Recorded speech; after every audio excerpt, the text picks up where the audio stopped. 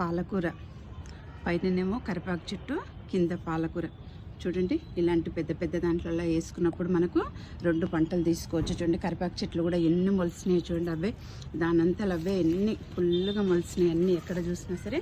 కింద పాలకూర చూడండి ఎంత చక్కగా వచ్చిందో. పాలకూర అయితే ఈరోజంతా నేను కట్ చేస్తున్నాను అనమాట. పాలకూర అంతాను పెద్ద పెద్దగా వచ్చేసింది. చాలా ఆకు కూడా చూడండి ఎంత పెద్దగా వచ్చేసిందో. కరివేపాకు చెట్లు అయితే విపరీతంగా మొలిసేసినాయండి.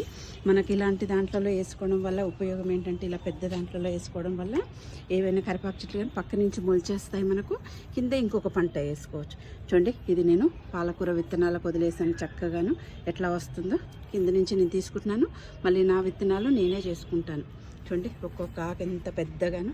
మొత్తం ఆర్గానిక్గానే పండిస్తున్నామండి. పాలకూర అయితే మేము ఒక్క టబ్లో వేసుకుంటే నాకు సరిపోతుందండి. మాకు మంచిగానే ఇదంతాను ఆర్గానిక్ పాలకూర.